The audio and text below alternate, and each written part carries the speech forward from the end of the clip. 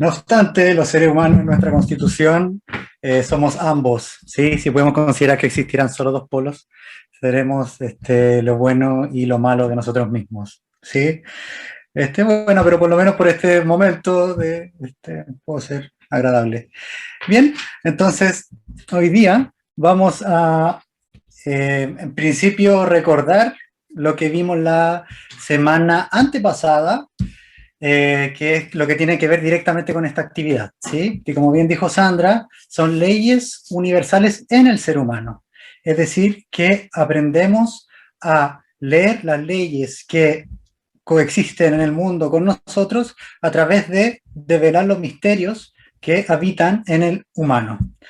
O la capacidad de aprender a hablar y aprender a caminar trae consigo una lógica que es progresiva, que tiene que ver, por ejemplo, con el hecho de que cada 3 meses, son 4 ciclos de 3, esta entidad que diremos soy yo, esta entidad, lo que se le da el nombre de entidad espiritual o ser espiritual, etcétera, va llegando paulatinamente a ese cuerpo que en principio le es ajeno, ¿sí? Que es el cuerpo heredado por los padres, un lugar, una casa que no es tuya, pero a medida que la habitas, esos espacios van siendo paulatinamente más tuyos. Esto en el ser humano es un proceso que dura 21 años, pero en particular el proceso del cuerpo, digamos, todas las fuerzas están enfocadas en apoderarse o dominar o apropiarse, quizás la mejor palabra, de ese cuerpo durante los primeros 7 años. ¿Sí? Ahí es donde entran todos los temas de por qué la educación preescolar no puede ser escolarizada, sino que tiene que ser en su mayoría movimiento y desarrollo psicomotriz, y entran un montón de otras variables por las cuales adquiere sentido el hecho de que la escolaridad, sobre todo, sea posterior a los 7 años. ¿Sí? Y hoy día, el tema que nos convoca es una temática que refiere, como lo pueden ver en el título, a ver si puedo compartir la pantalla al tiro, en este título, que son las huellas del cuerpo en el alma. ¿Sí? Los 4 sentidos básicos y su correlación, no sé qué pasó ahí, pero su correlación en el adulto. ¿Sí? Entonces, lo que vamos a abordar hoy día son los 4 sentidos básicos, lo que se considera los 4 sentidos básicos, pero desde una arista que te va a servir para que, y nos sirve para cuando tenemos que, por ejemplo, en mi caso, en la clínica o en la pedagogía, tratar con niños y también en la casa. ¿Sí? Y también respecto de el sanar nuestras propias falencias que pudimos tener en el desarrollo de algunos sentidos en particular, ¿sí? Que se puede ver en la manifestación que estos sentidos tienen. ¿Ok? Pero el foco, como bien decía Sandra, es respecto de autoconocimiento, ¿sí? Entonces, a través de ese espejo, que es lo que la serie de Criar a Criar trae, lo que la actividad Luz trae, como regalo, cuál es el fundamento por el que gestamos esa actividad, es una manera de que a través de conocer los procesos por los que pasa todo ser humano en la infancia, mediana infancia, pubertad, adolescencia, todo ese proceso me enseña a mí respecto de ciertas leyes en las cuales el espíritu, o aquello que se puede considerar lo espiritual, se conecta o se vincula con lo físico, ¿sí? Entonces, para aterrizarles esto, para no ocupar, por ejemplo, la palabra el espíritu, ¿qué significa esto? Las ideas, los deseos que yo tengo, al conectarlo con querer hacer realidad lo que deseo, ese espacio intermedio es el ser humano. Y es la tarea y el desafío por el que los seres humanos estamos aquí en la Tierra. ¿Sí? Insisto, esto es una perspectiva. Entiendo que quienes vengan de una escuela un tanto más materialista o enfocada en las ciencias más duras o exactas, es en principio difícil aceptar esta premisa, ¿sí? Porque desde ese lugar se tiende a mirar desde lo físico y ahí sacar conclusiones, ¿sí? Nosotros partimos de esta premisa, que este cuerpo es habitado por una entidad y que en los procesos que van aconteciendo en el cuerpo son manifestación de esa entidad que está tratando de apropiarse de esta casa para poder habitar el mundo. Veamos, en principio, qué refiere esta teoría de los sentidos, ¿sí? Esta teoría de los sentidos es con la que se trabaja en una esfera que se llama pedagogía curativa en particular, la pedagogía Waldorf, la que en la psicoterapia infanto-juvenil también se ocupa, que es un entendimiento de que el ser humano, cuando llega al mundo, va conociendo paulatinamente ese mundo a través de ciertas ventanas, diremos, ¿sí? Y la cualidad que perciba de esa ventana va a determinar lo que interpreta del mundo y lo que introyecta de ese mundo, ¿sí? Va a determinar en cierta medida la cualidad de ese mundo. Es como, por ejemplo, una persona que en su ventana siempre ve un montón de autos y gente apurada y gente corriendo, va a tener una concepción de mundo muy diferente a aquello que el que en su ventana ve los pájaros y tiene naturaleza a su alrededor. Aunque ambos estén mirando por la ventana, aquello que perciben más allá de esa ventana va a determinar el carácter interior que van a atribuirle al mundo en el que están, ¿sí? Entonces, esto acontece en la infancia, pero se proyecta a lo largo de toda la vida.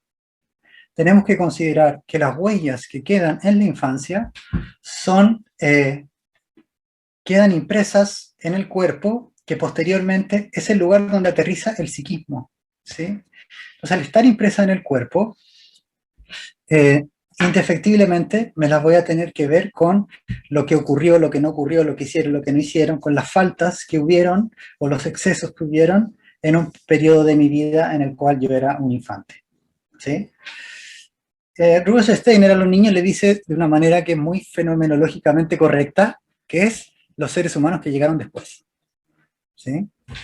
Por un carácter y que despierta una imagen muy particular, porque nosotros con los niños tendemos a como hablarle como, no sé, como si fueran más pequeños o hay que enseñarles.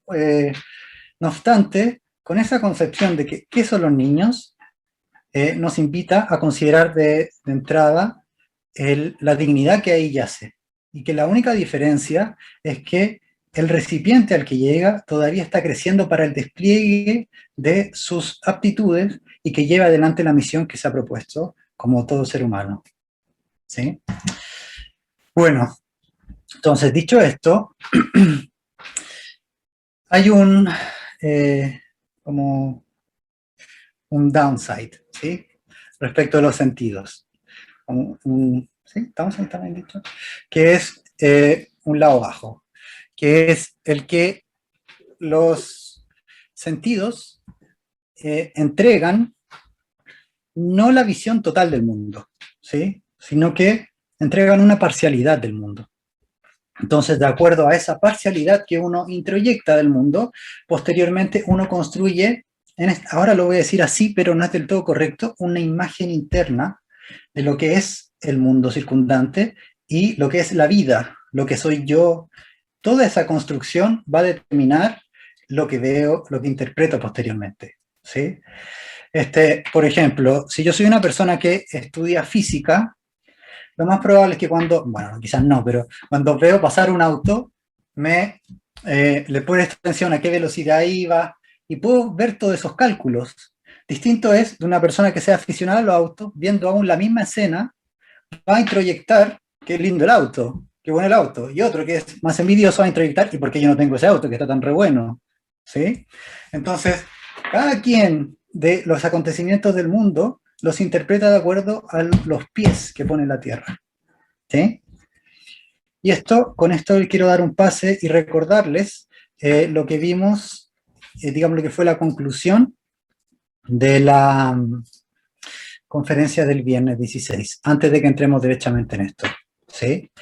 Y que tiene que ver con que el ser humano, en primera instancia, tiene que, si lo recuerdan, los 3 pasos, voy a solo nombrar porque voy a asumir que muchas personas que están acá estuvieron ese día o que escucharon la grabación posteriormente, que el ser humano, para llegar al mundo, primero tiene que, o lo que hace primero, es levantar la cabeza, ¿sí? Ocurren tantos procesos antes, ¿sí? Incluso prenatalmente, si estudiásemos más esto. Pero ya cuando llega y se ve, es tomar la cabeza. Y ahí tiene que ver con la mirada, ¿sí? Entonces, el niño levanta la cabeza porque anhela la mirada de un adulto, anhela la mirada de alguien. Quiere encontrar el reflejo de sí mismo aquí, en este mundo. Y el reflejo de sí mismo es otro ser humano, que tenga ese carácter soberano, ¿sí?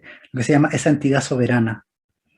Se busca llegar a esa entidad soberana a través de la mirada.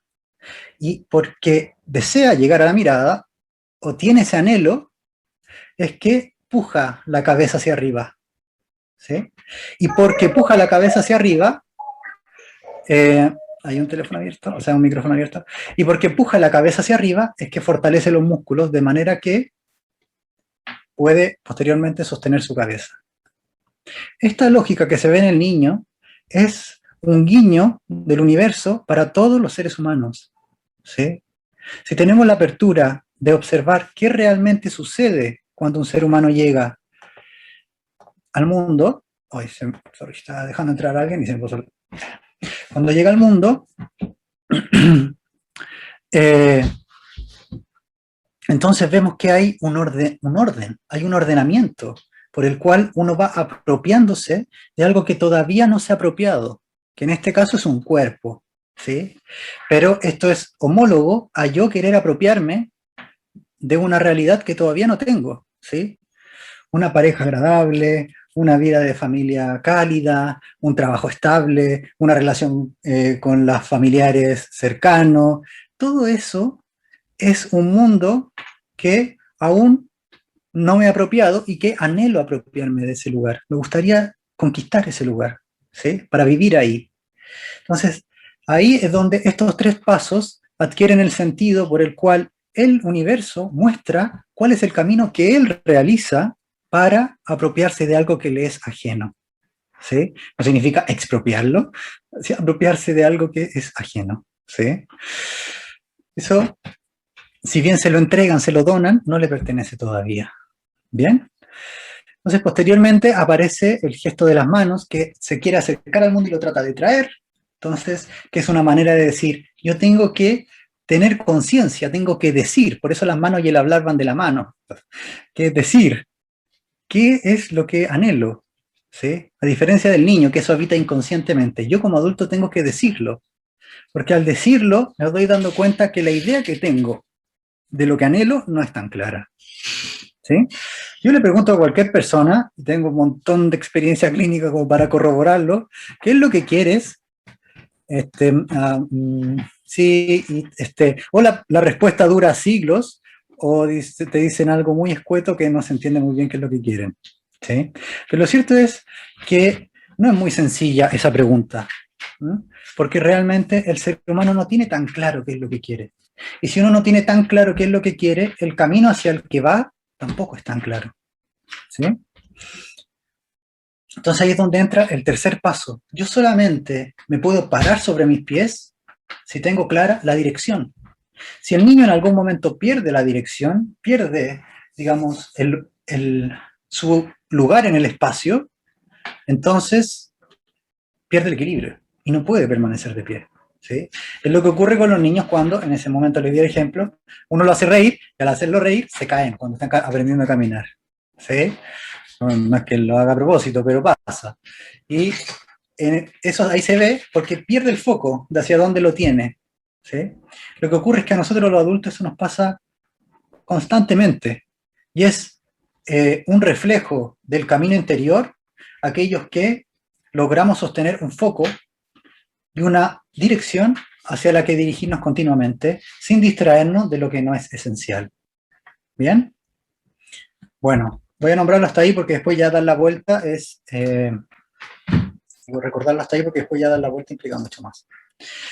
Bien, entonces, hasta aquí. Vamos bien porque es un recordatorio de lo que vimos en la conferencia anterior y ahora vamos a entrar a lo que es propio de esta conferencia. ¿Sí? A quienes realizan preguntas, les voy a en un momento, como en el intermedio, voy a responder algunas preguntas y luego al final. ¿Sí? Por favor. Para que no crean que como no las voy a considerar. ¿Ya? Entonces, el ser humano cuando llega al mundo, en principio, tiene una... no se percibe a sí mismo el ser humano. ¿Sí? Lo vemos en los niños. Es toda una sorpresa cuando descubren que las manos son de ellos. ¿Sí? En principio, todo eso que hay ahí es el mundo. Entonces, hay un momento en que dicen, ¿what? Esto. Entonces, bueno, luego la aprenden a usar y empiezan a agarrar todo, bueno, etc. Entonces, ese descubrimiento es realmente una manera de percibir que el ser humano paulatinamente comienza a percibirse a sí mismo. ¿Sí? A esto, de momento, le diremos la envoltura sensible. ¿Sí? Para yo percibirme a mí mismo requiere una sensibilidad. ¿Sí? Entonces, esa envoltura sensible es algo que se forma, digamos, que penetra a lo largo de los 3 primeros años de vida. ¿Sí? Específicamente el desarrollo del sistema simpático y parasimpático.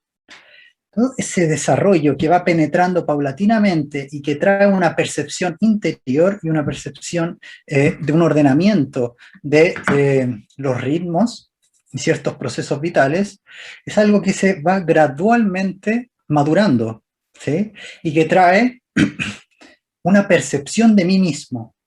¿Mm? Eso, que es esta envoltura sintiente, y lo voy a decir así, como partimos acá considerándome lo bueno, realmente todos nosotros partimos con la semilla de la maldad, ¿sí? Y todos nosotros partimos con las semillas de la maldad en ese punto, ¿sí? Que es cuando yo me percibo a mí mismo, es la primera huella de la egoidad. Yo me puedo percibir a mí mismo, ¿sí? Entonces, el percibirme a mí mismo, si se exacerba, efectivamente puede caer en el carácter de, entonces, el encerrarme a mí mismo, ¿sí? Que no significa que no me relacione con el mundo, pero sí que realmente no genere un vínculo con el mundo, sino que uso el mundo a mi favor. Uso el mundo, digamos, como en función de mi egoísmo. Ese viene a ser la egoidad. Hay una manera, digamos, que la considero muy gráfica, ¿no? Respecto de la envidia, ¿sí? Como ese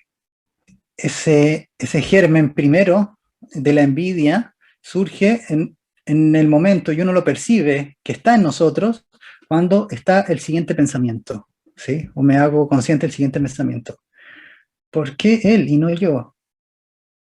¿Sí? Que esto, a nivel mitológico, es cuando Lucifer, frente a Dios, en vez de sentirse amparado por la imagen de Dios y su magnificencia, lo que piensa es, ¿por qué él y no yo? Yo podría ser como él también. Entonces, eso es una semilla que pueden decirme que no, pero que todos los seres humanos tenemos, ¿sí? Entonces, no se puede dar por sentado lo bueno en uno, ni lo malo tampoco, ¿sí? El ser humano es un ser en continuo devenir. Son esa primera ventana con la que me relaciono con el mundo, ¿sí? Y vamos a ver los primeros 4 sentidos, o sea, los 4 sentidos básicos, ¿sí? Los 4 sentidos básicos son, en el siguiente orden, son el sentido del tacto, el sentido vital, el sentido del movimiento propio, le dice Steiner, y el sentido del equilibrio, ¿sí? Ahora se los nombro y vamos a ir uno por uno. ¿Mm? Entonces, tenemos que en primera instancia está esta capa sensible que me genera una percepción de mí mismo. Vemos ciertas patologías que en realidad la palabra quizás más correcta es condiciones como por ejemplo el autismo en particular, donde esta capa de sensible de poder percibirme a mí mismo no madura del todo. ¿Sí? Entonces, esa percepción hacia mí mismo no está completa. Voy a ahondar más profundamente en eso cuando entremos al sentido vital, que es al que le corresponde, digamos, esta capa sensible. ¿Sí? Ahora, yo entiendo que aquí hay gente que lleva tiempo en la antroposofía, tanto como hay gente que no lleva tiempo en la antroposofía. Entonces, voy a señalar lo siguiente, haciéndolo lo más claro para todos. ¿Sí? Y es, en la educación, en particular en la crianza, es imprescindible que cuando yo llego al mundo tenga un referente que seguir. ¿Sí? Hay un libro que se llama Vengo del Sol, si no me equivoco, y que lo escribe un niño de 8 años que recuerda el momento que previo a la muerte de su vida anterior y el nacimiento de esta. Entonces escribe algo muy lindo que es, bueno, hace todo el proceso de que pasa por una suerte de purgatorio, pero no permanece ahí mucho tiempo. Y dice, nosotros cuando llegamos acá, miramos a nuestros padres de la misma manera que mirábamos a esos dioses que nos acompañaban en todo ese proceso. Entonces, en la renuncia a esos seres enormes que nos acompañaron, nosotros buscándolos, encontramos a nuestros padres o cuidadores. ¿Sí? Encontramos ese nuevo referente que seguir.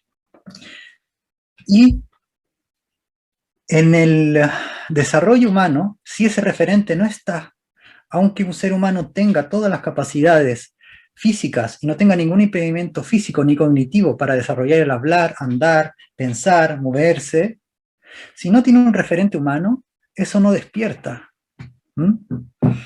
Y es con lo que ocurre con los niños que han sido criados por animales. ¿Sí? El ser humano tiene una capacidad adaptativa impresionante y toma los referentes que tiene ahí en el frente. Entonces, si tiene a un animal, va a aprender lo que el animal le enseña. ¿Sí? Aunque el animal no le habla, pero el ser humano lo toma igual. ¿Sí? Tiene esta capacidad de tomar tanto lo visible como lo invisible que ahí yace. Entonces, lo que voy a hablar ahora es lo que se conoce como la ley pedagógica. ¿Sí? Quizá a algunos de ustedes ya les resuena qué significa esto. ¿Sí? Otros no. Pero es para que comprendan por qué abordar los sentidos también educa a otra persona más. ¿Sí? Es decir, si yo me trabajo a mí mismo como ser humano, también ayudo a que otro tenga un camino más libre, que aprenda. Aunque yo no le esté dando un sermón, igual está aprendiendo de mí. ¿Sí? La ley pedagógica la voy a abrir con una frase que dice Steiner, que es: toda educación es autoeducación. Yo no puedo transmitir nada que no haya conquistado. Y la mera transmisión de conocimiento no responde a lo abarcativo que significa educar. ¿Sí? Si bien la transmisión de conocimiento es una parte, no abarca todo lo que es educar. Entonces, la ley pedagógica refiere a que el miembro superior educa al miembro inferior. ¿Sí? No estoy hablando de miembros de seres humanos como uno distinto del otro, sino que en la perspectiva antroposófica, el ser humano tiene 4 corporalidades encarnadas, ¿sí? Que son los 4 cuerpos inferiores que le dicen también, que es el cuerpo físico, el cuerpo etéreo, el cuerpo astral y el yo. Les voy a cambiar los nombres. El cuerpo físico, todos lo conocemos, el cuerpo vital o de los procesos vitales, el cuerpo sintiente o de los procesos del sentir, y el yo o la autoconciencia. ¿Sí? Entonces, si yo tengo un niño que tiende a desbordarse emocionalmente, eso refiere a que, puede referir a varias cosas, pero consideremos que la hipótesis ahora refiere a que su cuerpo sintiente no está contenido, ¿sí? Entonces, ¿qué ocurre? Cuando ya se desborda. Si a mí me da rabia y me desbordo también, lo que hago es que estamos desde cuerpo sensible hacia cuerpo sensible.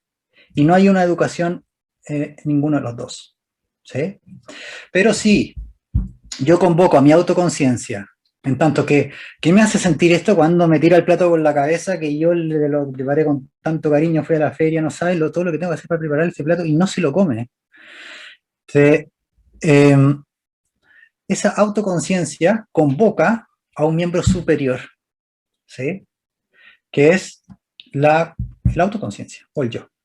Entonces, yo haciendo este trabajo interior, doy pie a que en mi relación con ese otro se geste este vínculo en el que su cuerpo sensible aprende de mi autoconciencia, o de mi yo, ¿sí?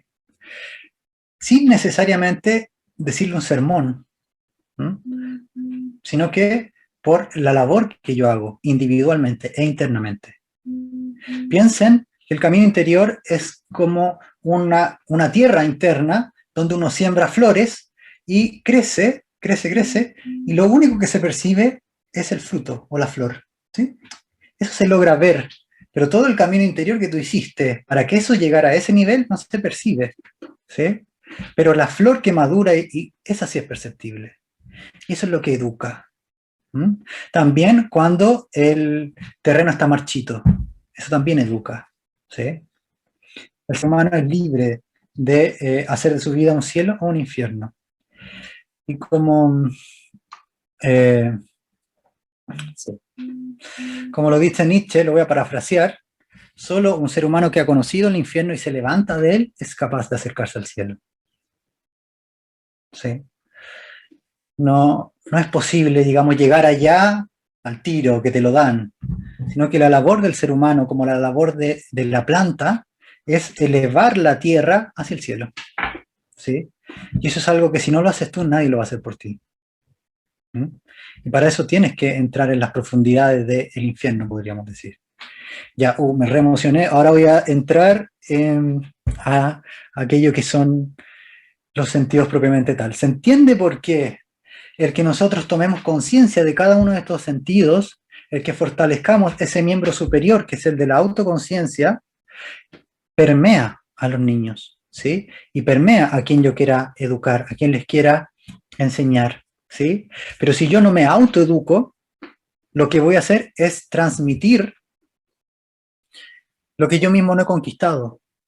Piénsenlo como un vaso, una pirámide de copas, que si yo le rebalso el agua de la copa de arriba, pasa a las de abajo. Entonces, de las tendencias innatas, instintivas, que yo no me hago cargo, por ejemplo, ante lo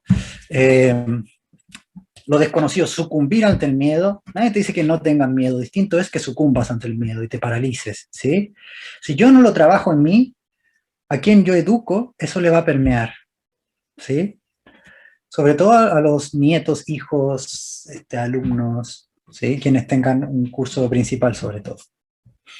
Entonces, vamos a trabajar respecto a los sentidos con esta mirada. ¿Eh? Entonces, vamos al sentido del tacto. El sentido del tacto, muy concretamente, está puesto físicamente en la piel. ¿Sí? Es el primer sentido. Y no obstante, muy paradójicamente, es el último sentido que Steiner encuentra. ¿Sí? Cuando primero Steiner publica la teoría de los dos sentidos, que la publicación que yo tengo está en el libro Psicosofía, es la teoría de los 11 sentidos. Y hacia el final de su obra encuentra los 12. ¿Sí? Y el del tacto es el último que encuentra. Este sentido es el que, por el cual uno toma conciencia de sí mismo. ¿Sí? Y es la primera ventana que uno abre al mundo. Piénsenlo así. Un niño, un neonato, está recién nacido, todo su peso en la tierra. Y si yo lo tomo brusco, su experiencia del tacto va a ser su experiencia de la vida, ¿sí? Entonces, yo voy y lo tomo brusco, o le voy a cambiar el pañal y lo considero como, tú, le agarro, le cambio el pañal, tú, te lo pongo, tú, listo.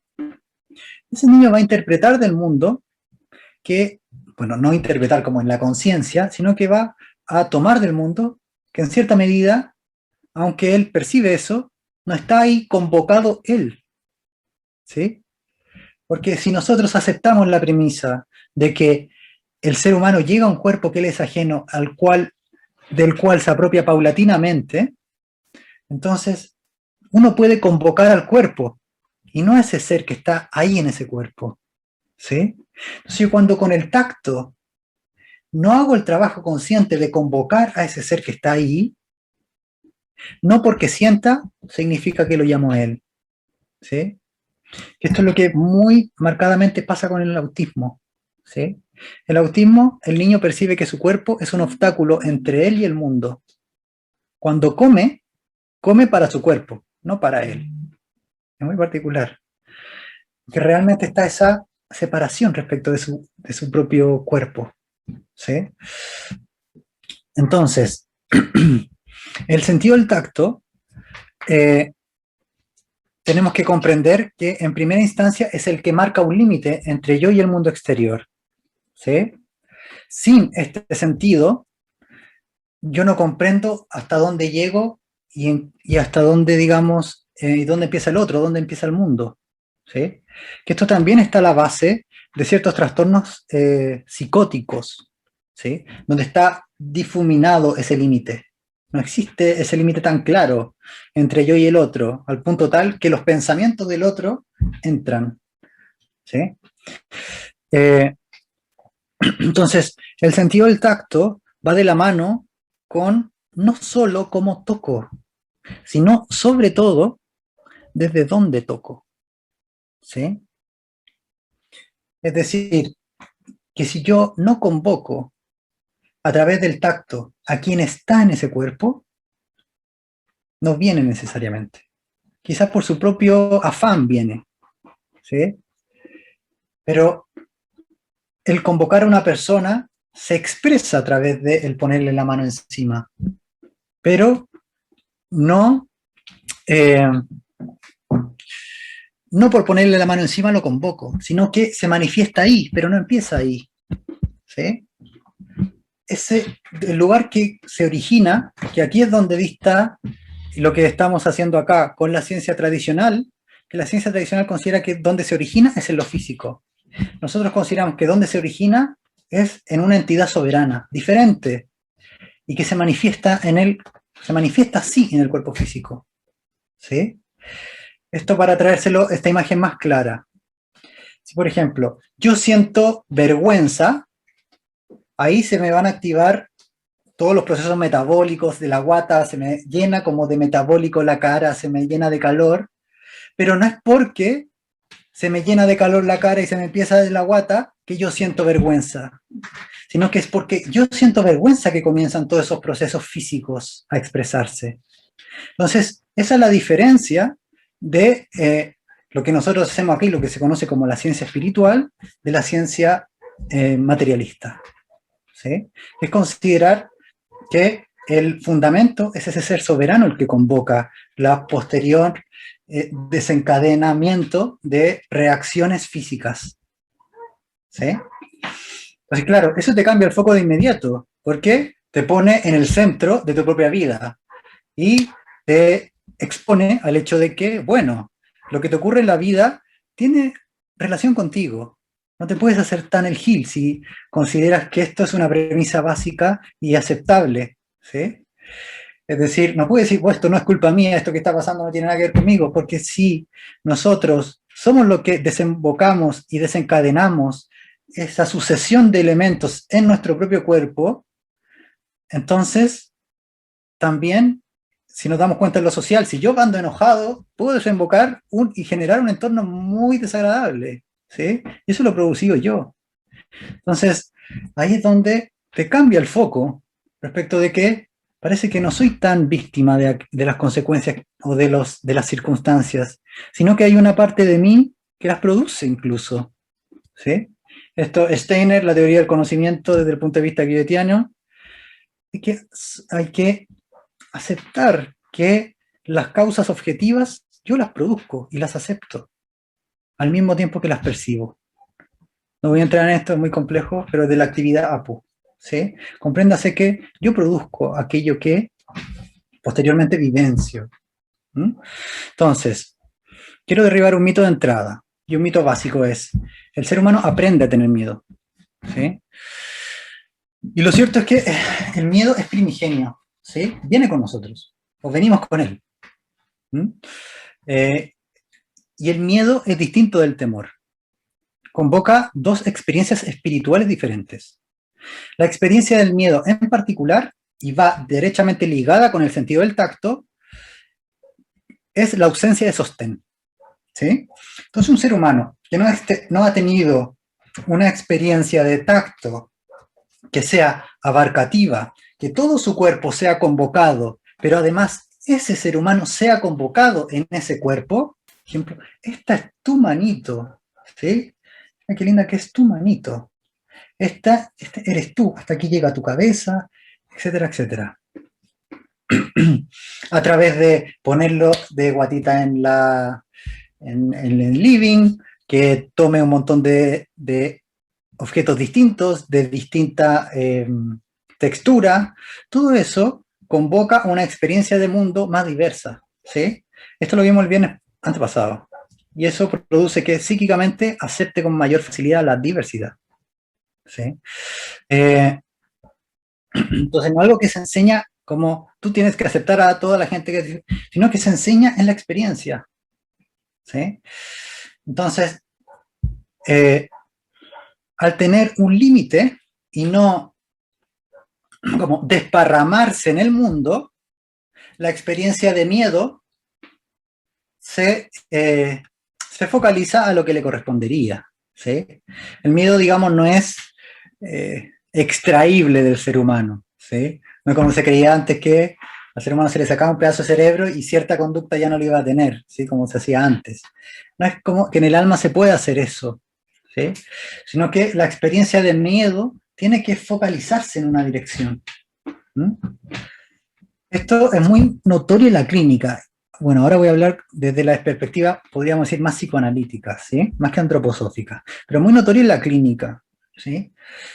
Porque en los casos de fobia, sobre todo, pero de fobias marcadas, eh, hay, hay un continuum que ocurre, que es, no en todos los casos obviamente, y esto no es unilateral, pero el ser humano busca tenerle miedo a algo, ¿sí?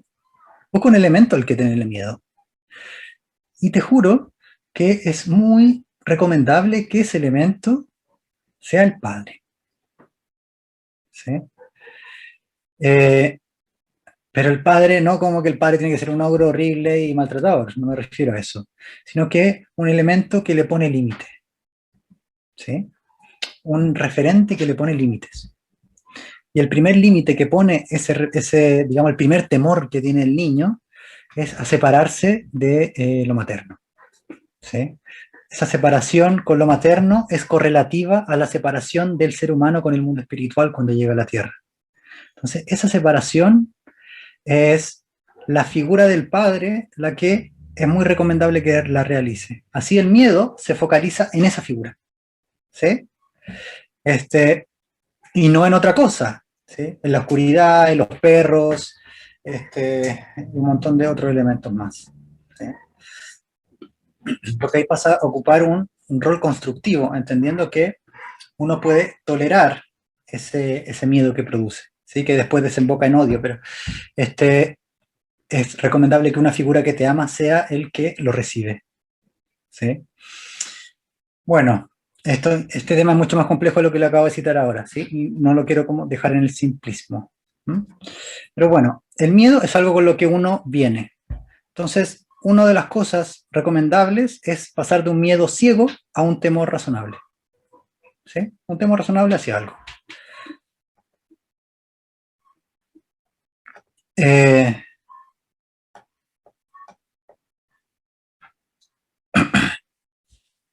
Entonces, el desarrollo del sentido del tacto apunta a una experiencia espiritual en particular, ¿sí? Porque al yo sentirme acá en el mundo, tengo al mismo tiempo una experiencia negativa, ¿sí? Y la experiencia negativa que tengo cuando palpo con mi mano el mundo es, yo no soy el mundo, yo soy este que está en este cuerpo. Entonces, el sentido del tacto tiene al mismo tiempo una esfera negativa, ¿sí? Que es en cierta medida una renuncia necesaria a una totalidad, una separación necesaria, ¿sí? Para constituirme como individuo, tengo que pasar por esta experiencia en donde toco el mundo, y al tocar el mundo digo, yo no soy el mundo, yo estoy acá. Esa experiencia es una experiencia que, podríamos decir, genera miedo, ¿sí? Por eso el tacto es el sentido, cuando está atrofiado vemos niños temerosos, ¿sí? Atrofiado me refiero a como inmaduro, ¿sí? Se puede madurar el sentido del tacto. Se permea por esta vía. También el tacto es uno de los sentidos por el cual yo puedo palpar la ausencia y la presencia. Y aquí quiero hacer un vínculo, ¿sí? Muy preciso entre uno y otro. Porque hoy día cada vez los niños, y con el Zoom, cada vez los niños toleran menos la mirada, ¿sí? Ser mirados. Esto es muy llamativo y muy característico de nuestra época, ¿sí? Y de los nuevos seres humanos que están naciendo. ¿Por qué? ¿Sí? Este carácter persecutorio de la mirada, ¿sí? Y lo que ocurre con la mirada, que es distinto del tacto, es que uno puede mirar y no ser mirado. O puede ser mirado y no mirar. ¿Qué aparece con esto de la mirada y del zoom? Que no sé quién me está mirando. Cualquiera me podría estar mirando, porque todos parecieran que están mirando a la pantalla. ¿Y cómo sé que alguno me está mirando a mí? Ese sentido de ser observado sin ser tocado, como ser, estar mezclado en el mundo, atrofia este sentido del tacto, ¿sí? Te hace nuevamente mezclarte con una totalidad difusa que despierta el miedo. Entonces los jóvenes, sobre todo los jóvenes ya en la adolescencia, donde es demasiado intolerable esa mirada del mundo hacia ellos, porque el joven cree que lo miran todo el rato, sí cree que va por la calle y todos se van vuelto a mirarlo. Es como la fantasía de los jóvenes, juran que eso ocurre. Y se acrecenta tanto que les es intolerable que los miren, ¿sí? Distinto es el tacto. Cuando yo quiero calmar a alguien, es necesario el tacto, porque aunque la persona no me quiera tocar, al yo ponerle mi mano encima, me toca también. El tacto no puede faltar, a diferencia de la mirada, ¿sí? La mirada puede faltar. Yo puedo mirar a alguien y no me puede mirar, y me puede no mirar de vuelta, ¿sí? Que es todo un tema. Esto en la clínica es muy evidente, como el que señala que no me vieron cuando era pequeño, no prestaron atención a lo que yo hacía, no vieron los gustos que yo tenía, ¿sí? Es todo, a todos nos ha ocurrido, ¿sí? Lo que es diferencial es qué es lo que hacemos con eso. Bien. Entonces, ya la experiencia espiritual del tacto, ¿sí? Llegando a esa esfera, es que en el niño pequeño, esto Steiner lo señala, si no me equivoco, en el compilado del primer septenio, el niño pequeño, cuando toca un elemento, toca la ontología de ese elemento, ¿sí? No solamente el elemento en sí. Por ejemplo, si toca un vidrio, percibe no solo el vidrio, sino que se despierta una contraimagen o una contrasensación en donde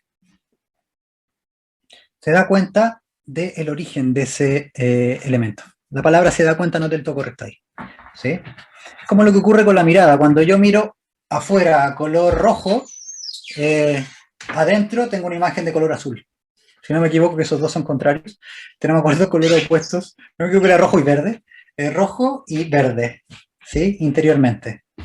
Entonces, eso mismo ocurre con el tacto. Yo cuando toco algo, y sobre todo en la infancia, en el primer septenio toco algo, percibo la ontología de ese elemento. ¿Y qué es lo que percibo? El motivo por el cual fue creado. ¿Sí? Entonces, el motivo por el cual fue creado acerca a los niños a la experiencia de Dios o los separa. ¿Sí? Entonces, el sentido del tacto y el miedo disminuye cuando esa experiencia de lo divino está más presente. ¿Sí? Entonces, y fíjense, esta es una experiencia que solamente se las puedo nombrar, pero ustedes la tienen que evidenciar como experiencia. ¿Sí? Steiner da un ejercicio de los ejercicios complementarios, que es observar un objeto durante 5 minutos e impedir que el pensamiento se vaya a otra dirección que ese objeto durante 5 minutos. Entonces, al principio sugiere observación de objetos creados por el ser humano. ¿Sí?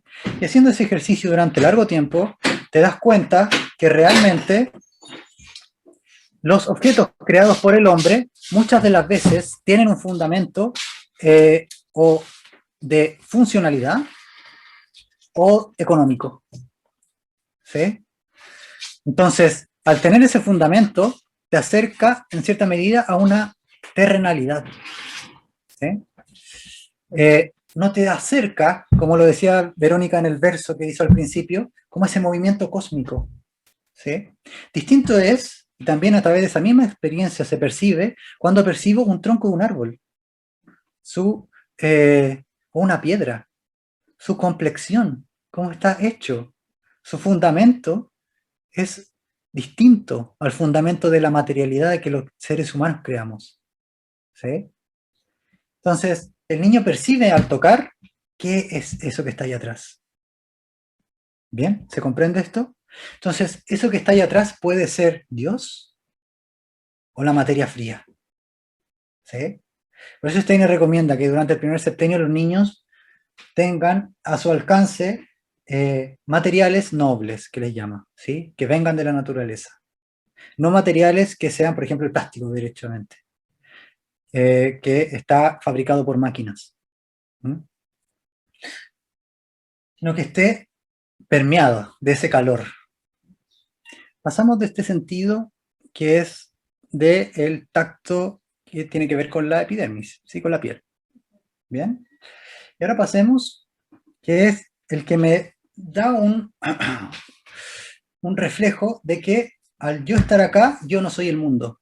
¿Sí? Es la experiencia que se vivencia posteriormente a nivel de alma en el Rubicón, a los 9 años 3/4, APP. ¿Sí?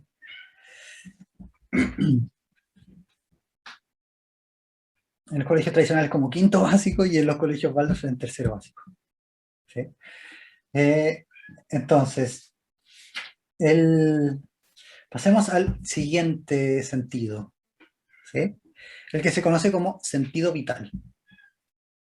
El sentido vital apunta en grandes rasgos a que el ser humano capte su interioridad.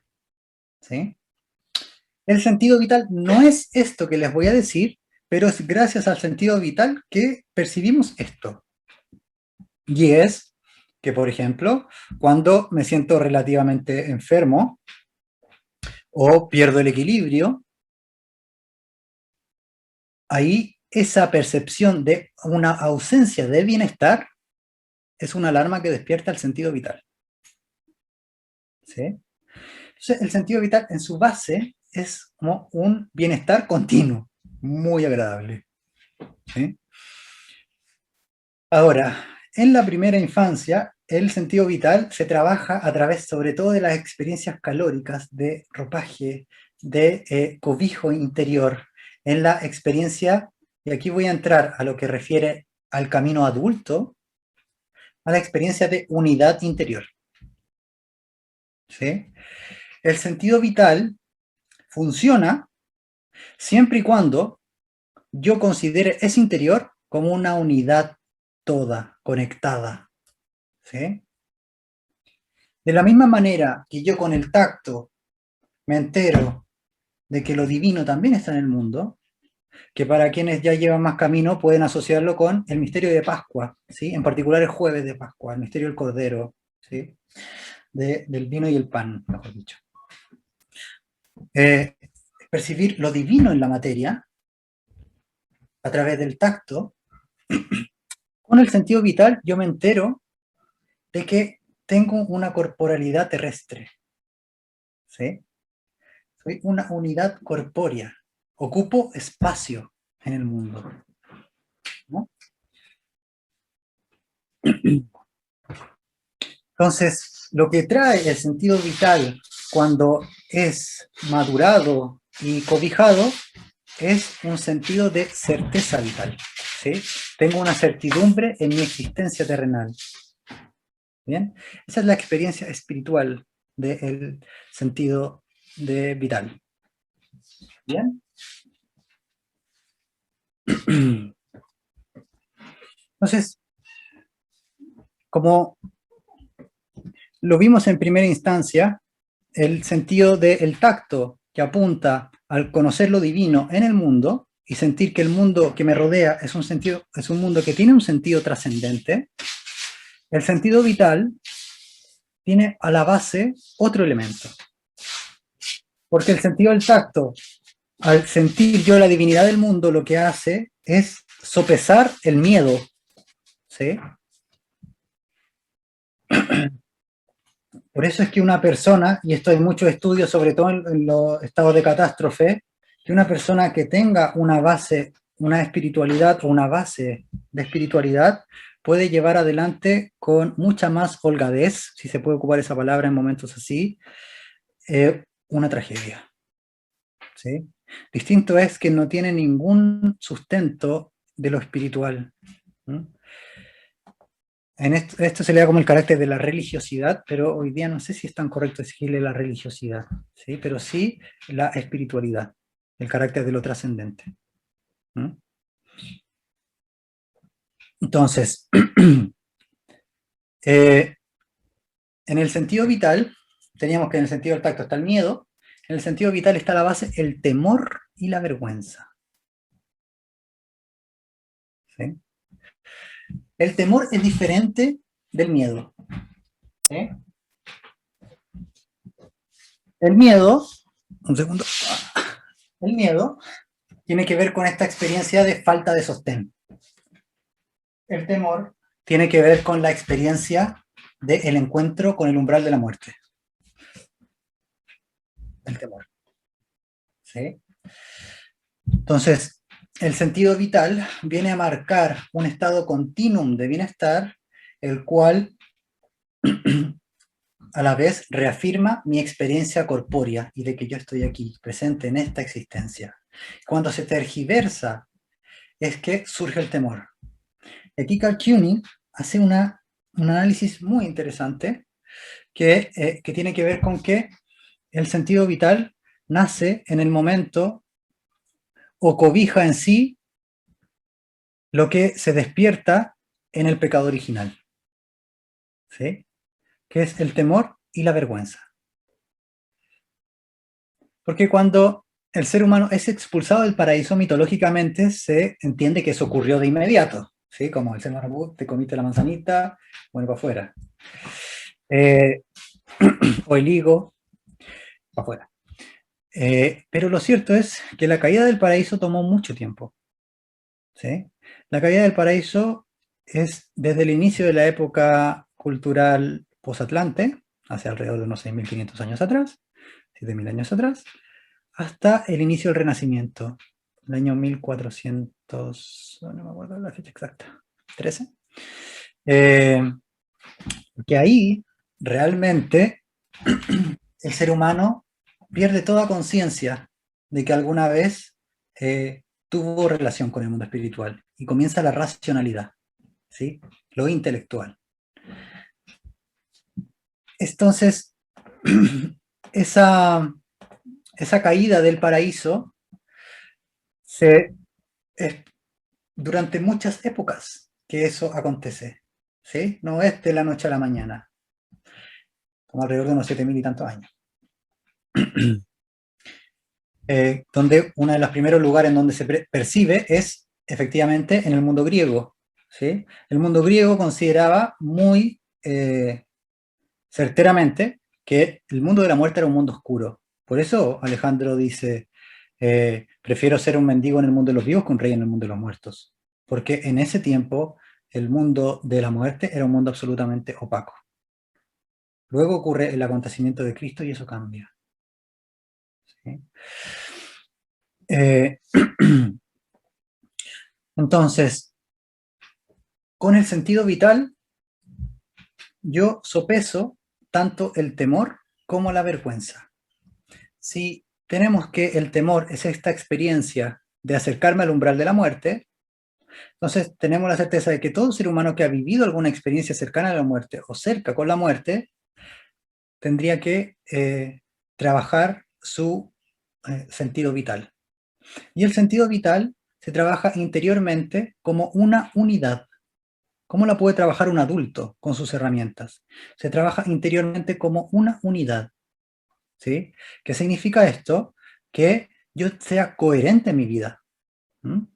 Que genere una coherencia interior entre lo que habita como anhelo interno y lo que llevo adelante en el mundo. Ese sentido de coherencia es lo que genera una unidad. Que yo vivo la vida que quiero vivir, ¿sí? Y no vivo una vida que otro me demanda vivir, entonces la vida que yo quiero vivir la vivo como en otro lugar y la otra, qué sé yo, allá. Ese sentimiento, o ese sentido de separación o de falta de unidad, de digregación. Ahora, si consideramos que el sentido vital, como les dije anteriormente, tiene su lugar físico en el sistema simpático, entonces tenemos que ese sistema tiene una correlación muy particular. ¿Mm? Y tiene una relación muy particular entre los órganos sexuales y el intelecto. ¿Sí? Es un sistema que llega a los dos lugares. ¿Mm? Entonces, tenemos por un lado que el temor está más asociado a lo que es el intelecto. ¿Sí? Es una sensación, o mejor dicho, produce una respuesta física, que es una respuesta física de sudor frío, por ejemplo. Es sudor frío y pegajoso, es un pulso acelerado, es una respiración aumentada, es todo más cercano a la lógica que tiene la cabeza, ¿sí? Lo neurosensorio. Entonces el temor es como si el frío de la cabeza se apoderase de toda la corporalidad, ¿sí? En cambio, la vergüenza es como si los procesos interiores metabólicos se apoderasen de todo el cuerpo. Me aparece todo esto rojo por acá, ¿sí? Te pone la cara roja, te da calor, eh, y mucho de la vergüenza tiene que ver con la genitalidad, en el sentido en que la genitalidad está puesta la potencia, ¿sí?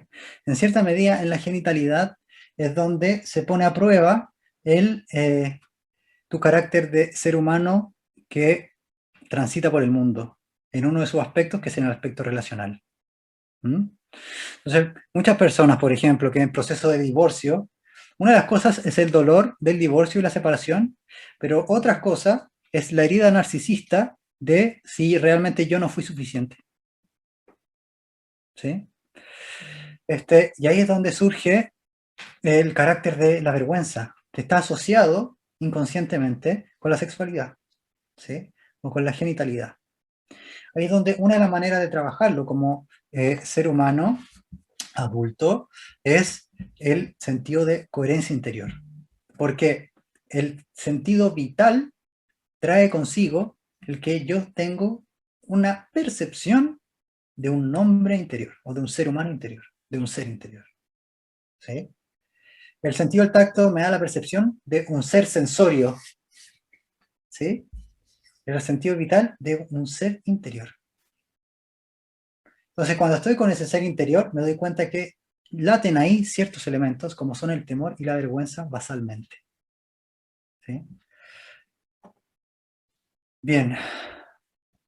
Ojalá que vayamos súper bien hasta acá, porque en realidad me he demorado más de lo que tenía presupuestado en este momento. Y vamos al sentido del movimiento. ¿Ya? El sentido del movimiento.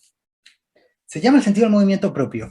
Y la ciencia tradicional hoy día lo tiene considerado en una de sus esferas, el sentido del movimiento, que es el hecho de producir el movimiento. ¿Sí? Pero el sentido del movimiento realmente tiene dos aristas. Que una es la producción de movimiento, pero otra es la percepción del movimiento. ¿Sí? Por ejemplo, se han hecho estudios que la percepción de, por ejemplo, el ángulo del brazo, yo puedo percibir con los ojos cerrados y todo, que el ángulo se mueve a los 0,038 grados. ¿Sí? Ese grado de movimiento de ángulo yo lo logro percibir. ¿Sí? Entonces, el sentido del movimiento propio es un sentido que no solo me permite el movimiento, sino que además trae consigo aparejado la percepción no solo del movimiento de mi cuerpo, sino de los movimientos allá afuera. ¿Sí? Una de las cosas por el que se hipotetizó que la hiperactividad surge tan marcadamente en los años 90-2000 es porque había mucha exposición a movimientos mecánicos. ¿Sí? Comienzan a surgir muy marcadamente los movimientos mecánicos. ¿Cuáles son los movimientos mecánicos? Los movimientos que son siempre iguales. ¿Sí? Todo lo que es humano, todo lo que es vivo es siempre diferente. Y ese es un carácter que, en cierta medida, la egoidad detesta. ¿Sí? La egoidad le quiere que sea todo igual. ¿Mm? La egoidad apunta hacia el pasado. Entonces apunta a que los elementos se permanezcan. Pero la vida es siempre diferente. Entonces, el sentido del movimiento, tal como lo plantea la ciencia espiritual, es un sentido que percibo mi movimiento, pero además me muevo cuando, por ejemplo, yo veo un círculo con un punto amarillo. Y tú dices, bueno, percibo en una percepción, ahí hay un círculo con un punto amarillo. Pero es que estás usando dos sentidos distintos. ¿Sí? En uno es el sentido de la vista. Y en el otro estás usando el sentido del movimiento. ¿Mm? Para yo percibir que eso es un círculo, que eso es una figura, que eso hace una forma, yo hago un espejo, internamente recorro esa figura y llega a mí la percepción de lo que recorrí. Por eso yo puedo moverme, hacer una serie de movimientos, después recordar los movimientos que hice. ¿Sí? Lo puedo hacer monito de palo y recordar los movimientos que hice. Porque realmente para percibir las figuras que están en el mundo externo y para relacionarme con el mundo externo y sus figuras, yo me muevo, ¿sí? Internamente. Y lo que llega a mi plano sensorio es el movimiento interior. ¿Mm? Por eso el dibujo de formas está tan de la mano como un recurso en donde se trabaja el centrar la propia interioridad. Porque a través de ese movimiento exterior, lo que hago es, o de esas figuras exteriores que yo recorro con mi vista, con mi mano, que la dibujo, lo que hago realmente es formar esa figura en mi interior. Y luego la percibo. ¿Sí? Entonces, en particular, el sentido del movimiento está en los músculos. ¿Sí? Y lo que me trae el sentido del movimiento es la experiencia de libertad. ¿Mm? Una persona realmente, cualquiera que ha corrido por un campo tirándose así, por el campo con los brazos abiertos, ha tenido esa experiencia de libertad. ¿Sí? O con el movimiento, de repente bailar, saltar. ¿Mm? Independiente que esté en la casa encerrado, ¿sí? es el movimiento el que trae aparejado consigo el sentimiento de libertad o la percepción de la libertad. ¿Sí? Entonces, en los niños el movimiento es imprescindible, irreemplazable. Tiene que estar todo el tiempo. ¿Sí? Entonces, me hago cargo de lo que digo, pero niños sentados no es recomendable en ese tiempo. Que se tienen que sentar en algún momento, sí, pero no es recomendable que pasen demasiado tiempo de su día sentados. ¿Sí? Y tienen que pasar la mayor cantidad de su día, menor de 7 años estoy hablando,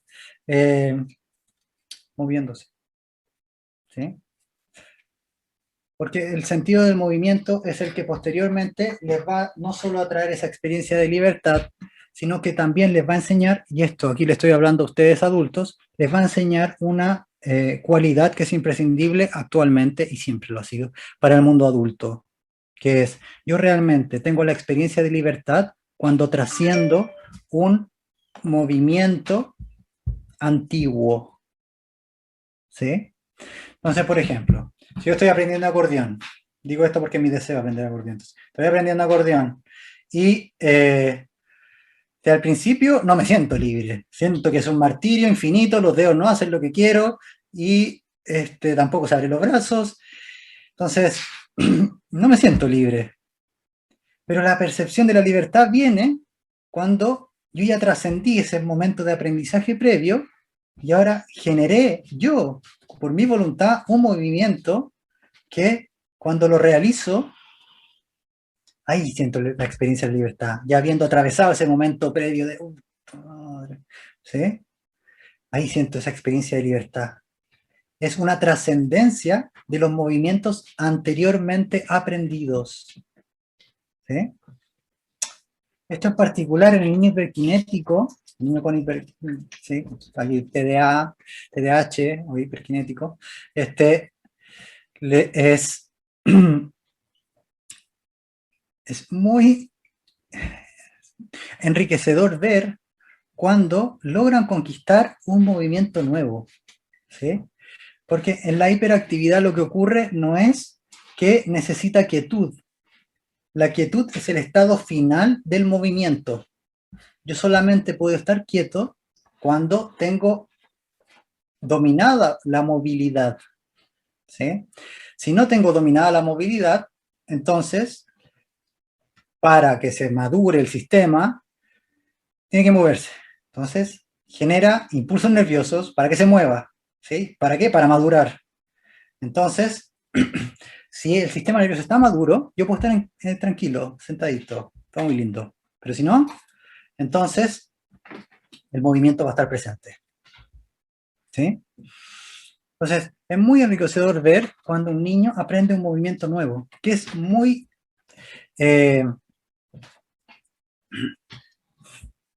no quiero decir bueno, pero que es muy recomendable que los niños con hiperactividad trabajen movimientos con sentido. ¿Sí? Movimientos que tienen que seguir, tienen que llevar un movimiento por una dirección que ellos determinan. Entonces estos jueguitos que hay flechas en el piso y luego patitas de rana, luego saltar con un pie, con otro pie, aprenderse juegos con las manos, todo eso son movimientos que tienen que ellos conquistar, ¿sí? Y les trae aparejado el sentimiento de libertad. ¿Mm? Eso viene por consecuencia, ¿bien? Y bueno, ya, 5 minutos más. El sentido del equilibrio. El sentido del equilibrio está muy en discusión si se puede tratar como un sentido propio, ¿sí? Porque lo que pareciera hacer es que condensa a los sentidos anteriores, ¿sí? Pareciera ser como un ordenamiento anterior del sentido del tacto, del sentido vital y el sentido del movimiento, ¿sí? Porque claro, yo sin tacto, sin percepción interna, no puedo percatarme de si estoy en equilibrio o no, si estoy de pie o no, ¿sí? Entonces, el sentido del equilibrio es el sentido fundamentalmente interior. ¿Mm? Y este fundamento interior está muy aparejado tanto en el niño como en el adulto. ¿Sí? Es un ser humano, insisto, que logre poner en equilibrio las fuerzas distintas que tiene en su propia vida, ¿sí? Que pueden ser separadas en áreas, por ejemplo. La gente me dice, me va tan bien en el trabajo, pero mi relación de pareja es tan horrible y está la dicotomía entre uno de los lugares y el otro, ¿sí? Uno podríamos decir el lugar racional del trabajo y el otro el lugar emocional no está tan, o relacional no está tan equilibrado. Entonces ahí, el sentido del equilibrio es donde el adulto, a través de generar estrategias, tomar decisiones por las cuales equilibrar esos dos mundos, es que trabaja su sentido del equilibrio, ¿sí? Ahora, el sentido del equilibrio suele ubicarse en el oído medio. El oído medio tiene la siguiente estructura, a ver, lo voy a... arriba, abajo, adelante, atrás, izquierda y derecha. ¿Ya? Entiendo que no sé, que sea horrible, ¿sí? Bueno, arriba, abajo, atrás, izquierda, derecha. Entonces, más tengo la uña larga. El sentido, entonces, del equilibrio para llegar un niño a sentarse en la sala y que no esté balanceándose en la sala, ni que esté de lado a lado, tiene que primero conquistar izquierda, derecha, atrás, adelante, arriba, abajo, porque ahí aparece algo que antes no existía. Y surge el centro. ¿Sí? Si el ser humano no trabaja esas direcciones, si no trabaja las 6 primeras direcciones, la séptima permanece oculta. ¿Mm? Esto para quienes ya conocen los 7 pasos, si no avanzan los 6 primeros, la oportunidad nunca llega. El séptimo paso permanece oculto para ti. ¿Sí? Bien. Entonces, voy a redondear, ¿sí? ¿Cuál es ese carácter de adulto con el que acompañamos desde nuestra posición y nuestro camino interior a los niños en el desarrollo de sus sentidos, trabajando yo el carácter espiritual que tienen los sentidos? ¿Sí? Vamos por orden. El sentido del tacto es la experiencia de la divinidad. ¿Sí? La experiencia de la divinidad en el adulto requiere tomar posición por la creación. ¿Sí? Dios crea, Dios ordena. ¿Sí? Entonces, distinto es que el ser humano adulto se adapte. El polo de la creación es la adaptación. ¿Sí? Si tú te vives adaptando a las condiciones que otros ubican para ti, no estás ejerciendo tu derecho divino de creación. Y esto no significa que tengas que crear grandes elementos. Significa que logres conquistar en tu vida ese elemento que anhelas, ¿sí? Que de momento no has conquistado. ¿Mm? Ejemplo, insisto, cosas tan, voy a decir sencillas, pero como una relación de pareja fructífera, que podamos ambos dos llevar proyecto adelante, un trabajo que me sirva para mi desarrollo personal, además de solo sustento económico, etcétera, etcétera. ¿Sí? Así de concreto es la renuncia a la posición de la adaptación para tomar posición por la creación. Porque así yo, como ser humano adulto, le transmito el carácter de la devoción a los niños. Ellos toman de mí ese carácter de que yo, como ser humano, voy a llevar adelante lo que legítimamente he determinado como aquello que anhelo y deseo. ¿Mm?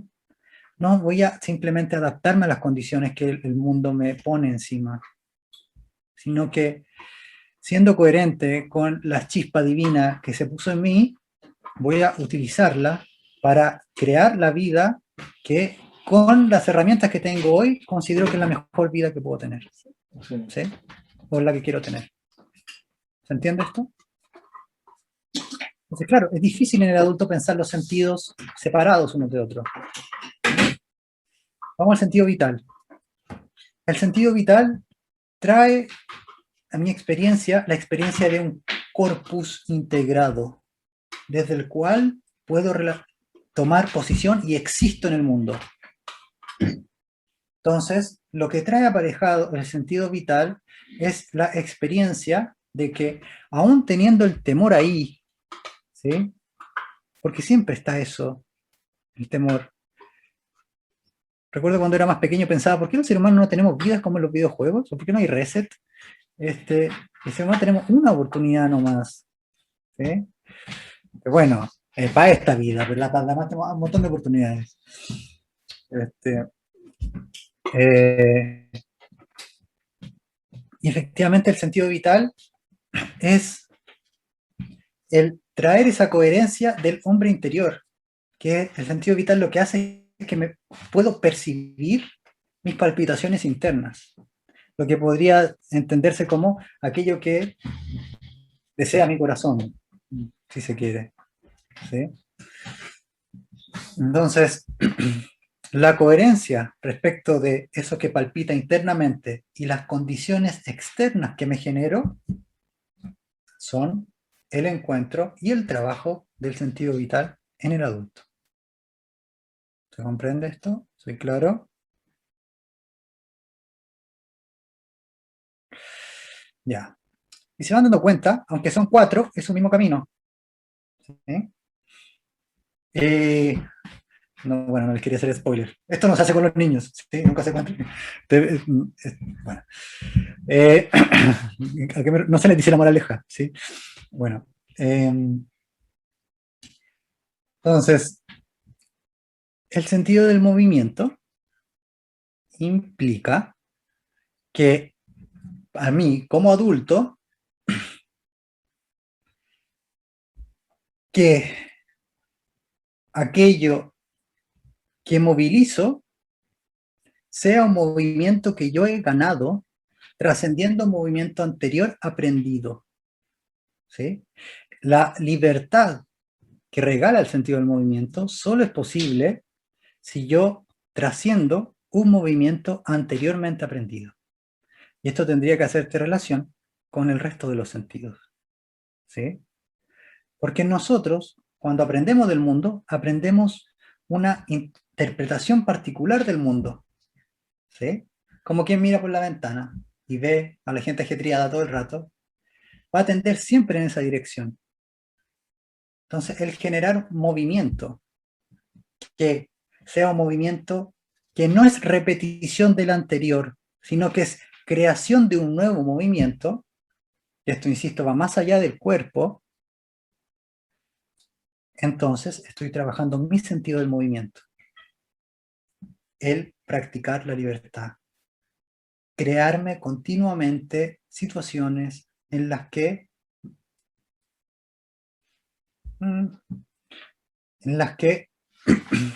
soy yo el que produjo esa situación. ¿Sí? ¿Bien? Y el sentido del equilibrio. El sentido del equilibrio en particular, si yo he tomado estos 3 anteriores que les digo, el sentido del equilibrio podría matemáticamente expresarse como 3 más 1. ¿Sí? En el sentido en que, si yo he tomado estos 3 en particular, entonces tengo la experiencia de diferenciar el abajo del arriba. Si yo no logro diferenciar el abajo y el arriba, el equilibrio es imposible. ¿Sí? Yo logro diferenciar lo que es de la tierra, lo que es hereditario, lo que es automatismo, lo que es demanda de lo familiar, etcétera, a lo que es lo alto, los anhelos, las responsabilidades que me autoimpongo, la ética que me puja. Eso, traer al equilibrio ambos y diferenciar esto es hacia lo alto y esto viene de lo bajo, es lo que trae el trabajo del sentido del equilibrio en el adulto. Lo sensorial es aquello que siento, ¿sí? pero no en el sentido como de una emoción, sino que lo que se comprende como algo, una sensación, perdón, ¿sí? No un sentimiento, una sensación, es una sensación. Eh, Ahora, las sensaciones no están entretejidas por el pensamiento, entonces las sensaciones son separadas unas de otras. Por ejemplo, la vez anterior, bueno, en la escuela yo les dije un ejemplo, les dije, ¿qué es esto? Y me decían un lápiz, ya, pero esto no, eso es un concepto, ¿sí? Lleguen a una sensación, ¿qué es esto? Dicen, esto se ve suave, rojo, frío, ¿sí? Pero todo esto, si yo me quedo en el plano de las percepciones y las sensaciones, esto no forma un concepto. Las percepciones y las sensaciones están todas separadas. Por eso les decía que los sentidos toman partes separadas del mundo, ¿sí? Y eso le tratan de dar una coherencia. ¿Qué ocurre? Que después la coherencia que les da puede armar una imagen de mundo, que puede ser un mundo que es despiadado, un mundo que es agradable, un mundo que es hay que cuidarse, ¿sí? Porque al principio son todas esas sensaciones separadas y está la entidad que está llegando a la Tierra, arma ese rompecabezas y le comienza a dar sentido, ¿sí? Ojalá eso responda a tu pregunta. Una percepción y una sensación podría entenderse como la percepción es el acto de poder captar algo, ¿sí? Entonces la intuición, Stein en Filosofía de la Libertad la considera como la percepción de un pensamiento, ¿sí? Entonces, que yo tenga la capacidad de percibir mis pensamientos, eso Stein le da el nombre de intuición. ¿Cómo enseñar a través del ejemplo? Ojalá que esto haya quedado más respondido a lo largo de la conferencia, ¿sí? Respecto de todo lo que implica el camino del adulto en cada uno de los sentidos. Por favor, Magdalena, te pido si me dices que sí o sí no, ¿sí? Eh, esa frase, todo aquello que por medio de mi trabajo se transforma en mí, sana, nutre y libera al niño, ¿sí? Esta conferencia es hacer verdad ese principio. ¿Cuál sería la diferencia entre miedo y temor? La diferencia entre miedo y temor en concreto es, como lo estamos viendo acá, porque la teoría de los sentimientos, la teoría emocional, no es una teoría que está demasiado unificada, ¿sí? Pero para tener un referente claro, el miedo está asociado a la falta de límites, ¿sí? Está asociado a este sentido de caída, de la falta de soporte. Ese viene a ser, digamos, más claro, ¿sí? Porque, por ejemplo, a un niño tiene que ir al jardín y le da miedo ir al jardín. Sí, pero tiene el soporte mío, de que yo considero que tú tienes que ir al jardín porque es lo mejor para ti, te va a hacer bien. Entonces ahí no va a estar ese miedo como una ausencia absoluta de soporte, ¿sí? El temor tiene que ver con una experiencia de la cercanía con la muerte, ¿sí? Lo que se conoce como una experiencia de umbral. El temor viene a ser aquello que cuando tienes que dar el paso adelante es lo que te puede hacer dar el paso atrás, ¿sí? Entonces, claro, ¿por qué el miedo lo asocian con Ariman, ¿sí? Y con el coronavirus en particular? Porque el miedo o es la concepción imperante actual respecto de esto, trata de despojar al ser humano del soporte de lo espiritual y llevarlo hacia eh, eh, no es unicidad la palabra, como hacia lo hegemónico de la materia, ¿sí? Que la materia es lo único que existe. ¿Mm?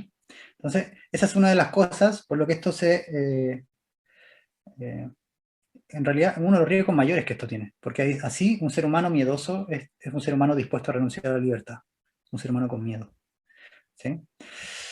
Entonces, ¿qué dijo Steiner del psicoanálisis de Freud?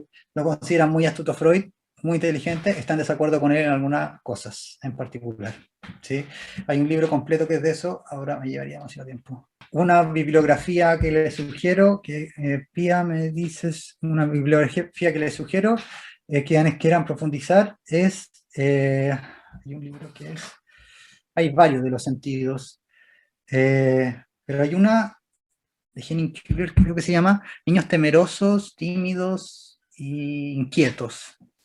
Es lo tiene la editorial Pau de Damasc, aquí en la quinta región. no sé quiénes estarán acá. También otra que se llama Desarrollo de los sentidos y experiencia corpórea, que es de Carl Koenig. Ese, digamos que son más, el de Koenig es un tanto complejo, el otro es más, digamos, que Koenig es médico, entonces es más, no tiene cosas más concretas, ¿sí? Eso en primera instancia. Y después la teoría de Steiner, ¿sí? Quienes ya tengan el interés en la antroposofía propiamente tal, claro, los dos sentidos de Steiner. Y otro libro que se llama Psicosofía, que ahí todo el primer apartado se llama Antroposofía, el primer apartado, si no me equivoco, habla de los sentidos.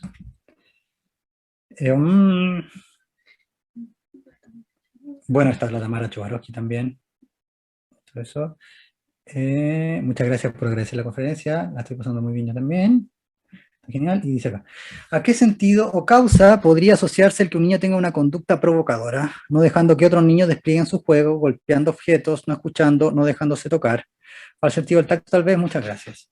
Bastante compleja la pregunta en el sentido en que en esto, cuando refiere a un caso particular, hay que explorar la particularidad del caso, ¿sí? Porque pueden ser muchas variables, ¿sí? Pero sí tiene que ver, por ejemplo, el que no se deje tocar, que pueda tener una hipersensibilidad, por ejemplo, ¿sí? Un niño con hipersensibilidad es como si tuviese su piel como una herida abierta, ¿sí? Entonces, si uno lo toca poco, siente que es demasiado. Es como cuando tú tienes qué sé yo, te sacas el cuerito de acá y te lo sacas como hasta acá y te pasas el dedo aquí, te duele, ¿sí? Aunque solo sea el tocar acá, te duele un montón. La hipersensibilidad táctil se ve expresada en esa manera, pero también podría tener una condición de TEA, por ejemplo, ¿sí? Al, al tener lo que aquí está como conducta provocadora, claro. Es que ahí como conducta provocadora ya está interpretado, está en base a un concepto, entonces ahí tendríamos que trabajar la observación. ¿Qué es realmente la manifestación? ¿Qué es lo que ves que luego interpretas conducta provocadora? Entonces, insisto que esto tendría como un caso particular que habría que verlo individualmente, ¿sí? Pero también está que los niños este, que quieren ocupar todo el espacio, ¿sí? Como esta difusión, no es difusión, sí, ¿cómo es? Difusión. No, no es difusión, como difumina, cuando se difumina, se me fue la palabra.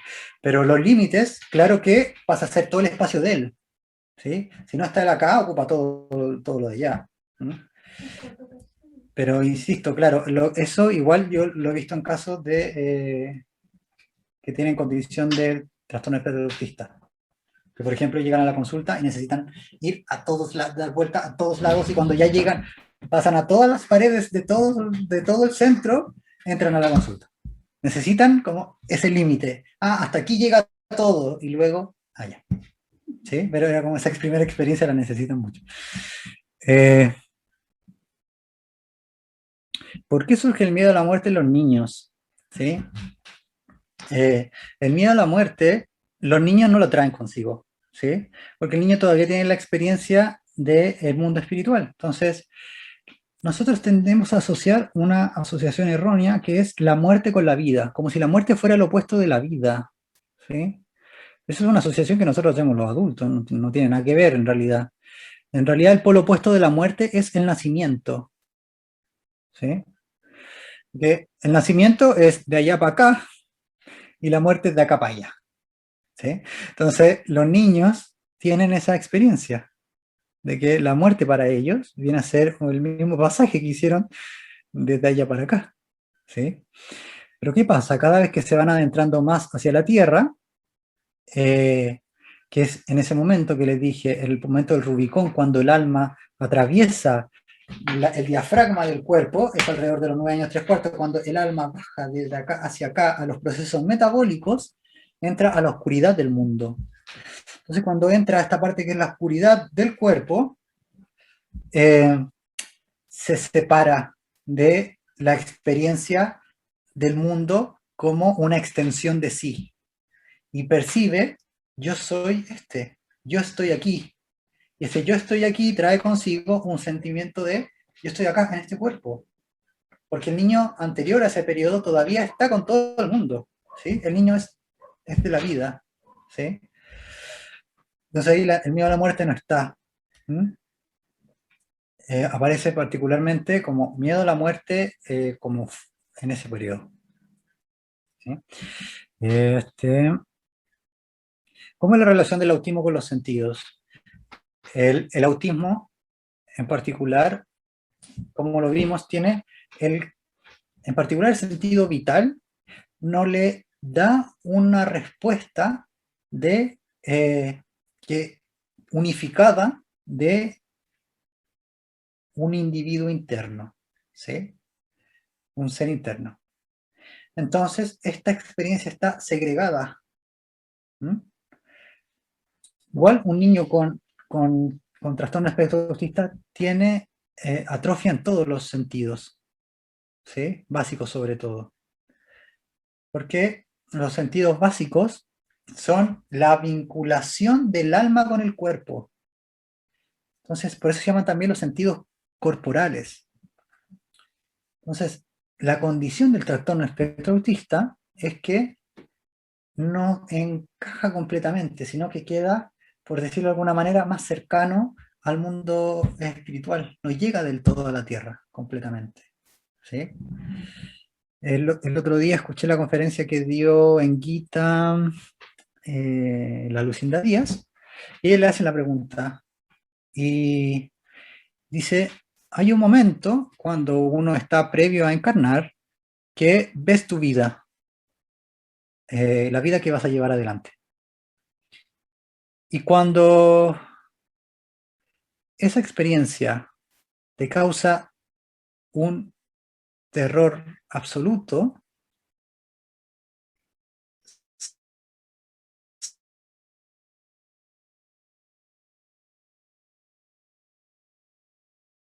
completamente, ¿sí? Es algo que queda en ese mundo. ¿Mm? Entonces, el niño con autismo, para relacionarse en el mundo de acá, no busca particularmente a alguien, ¿sí? No busca esa mirada del mundo espiritual, como lo vimos al principio, sino que le llama la atención las cosas, le llama la atención la materia, ¿sí? Porque el niño se vincula eh, con, con la opacidad del mundo, con la materia dura, ¿sí? En todo caso también lo que imitan, por eso esto ha sido tan horrible para los niños con autismo, que lo que imitan usualmente no es la mirada, como interpretamos la mayoría de nosotros, ¿sí? Los neurotípicos, sino que interpretan la boca, ¿sí? Miren acá. Entonces, el ponerse mascarilla, lo dejáis ciegos, po. No pueden interpretar nada. Entonces, el sentido vital en particular es el sentido que trae esa experiencia de unidad corpórea terrena. Entonces, el niño con autismo, cuando está acá, su cuerpo es como el que le hace obstáculo, ¿sí? Su cuerpo le hace obstáculo para relacionarse con otros. Piénsenlo como un eclipse de luna, ¿sí? Está el sol, la luna y la tierra. El niño con autismo está acá, su cuerpo le hace obstáculo, entonces no, todo para allá le queda oscuro, ¿sí? No logra como llegar a interpretarlo, a acercarse, ¿sí? El niño con autismo no siente que su alma pertenece al cuerpo, ¿sí? Que es la experiencia que te da el sentido vital, que mi alma pertenece a este cuerpo, ¿sí? A este en particular. Entonces no siente eso, por eso necesitan, por ejemplo, ciertas obsesiones, obsesiones como por ejemplo ritos, porque al no tener una experiencia unificada de yo, está segregada esa experiencia entre el mundo y él. Entonces tiene que realizar ciertos ritos acá, porque es una manera, de la misma manera que yo controlo mi cuerpo, entonces hago y cierro los ojos, muevo y ya, yo lo controlo. ¿Sí? Entonces el niño con autismo también necesita esta experiencia de llevar su ritual adelante porque tiene un cierto control entonces, ¿sí? Tiene una cierta soberanía. No comprende que él está solo aquí, sino que también está allá. ¿Sí? Bueno.